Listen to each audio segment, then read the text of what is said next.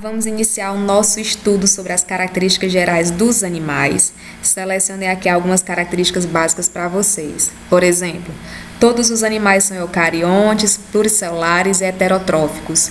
Quanto à simetria, podem apresentar simetria bilateral ou radial. Quanto aos folhetos embrionários, podem ser chamados de diblásticos ou triblásticos. Um animal de simetria bilateral, ele vai apresentar o corpo dividido por um eixo longitudinal. Esse eixo vai desde a região da cabeça até a região caudal, como vocês podem aí visualizar na primeira imagem. Já uma simetria radial, geralmente quem apresenta é animal de corpo cilíndrico, então ele vai ter o seu corpo dividido em vários raios, em vários planos. Agora, existem animais que não apresentam padrão nenhum de divisão, são os animais assimétricos, que não apresentam simetria, e eu tenho aí as esponjas como exemplo de animais desse grupo. Quanto à quantidade de folhetos embrionários, nós temos os animais diblásticos, que são animais que apresentam somente 2 folhetos, só apresentam ectoderme e endoderme. Podem existir os animais triblásticos, que é a grande maioria. Esses animais triblásticos já apresentam os 3 folhetos, ectoderme, mesoderme e endoderme.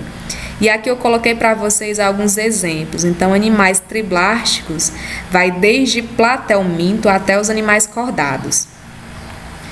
Quanto ao celoma, então o que seria o celoma? Celoma é uma cavidade embrionária que vai permitir a acomodação dos órgãos internos. Então, nós temos aí uma classificação especial para o celoma. Existem animais que não apresentam celoma, que são chamados de acelomados. Existem animais que apresentam celoma, porém, o celoma não está situado no local correto. E apresenta aí uns animais que já possuem o celoma no local correto, eles são chamados de celomados. Então, Samília, qual é o local adequado para a posição do celoma? O celoma tem que estar entre a mesoderme, tá? Então, no caso aqui dos pseudocelomados, como vocês podem ver essa cavidade em branco, nessa cavidade em branco vai estar sendo aí revestida pela mesoderme e pela endoderme. Então, no caso aqui eu vou ter um celoma falso. Os animais nematelmintos apresentam esse tipo de cavidade posicionada em um local não correto. Já os animais anelídeos, os animais mamíferos, a grande maioria dos animais são chamados de celomados porque essa cavidade, esse celoma vai estar aqui situado no local correto. Esse celoma tem que estar entre a mesoderme.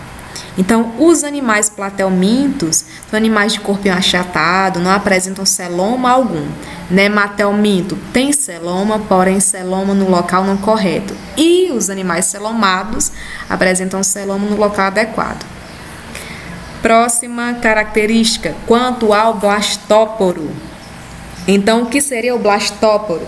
É uma abertura que liga o intestino primitivo do embrião ao exterior do corpo. Os animais serão classificados em 2 tipos. Eles podem aí ser chamados de protostômios ou podem ser chamados de deuterostômios. Protostômios, quando o blastóporo originar a boca do animal. Já vai ser chamado de deuterostômio se o blastóporo originar o ânus do animal. Nosso caso de mamífero, de todos os cordados e dos equinodermos, nós somos animais deuterostômios, onde o blastóporo originou o ânus.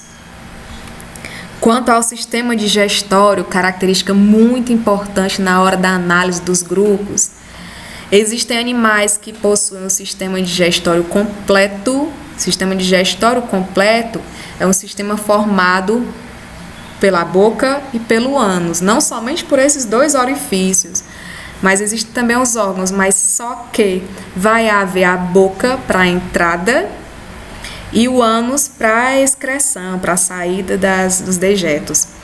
Com relação ao sistema digestório incompleto, os animais apresentam somente a boca para entrada e saída de substâncias, tá? Exemplo de animais com sistema digestório incompleto, eu tenho os platelmintos.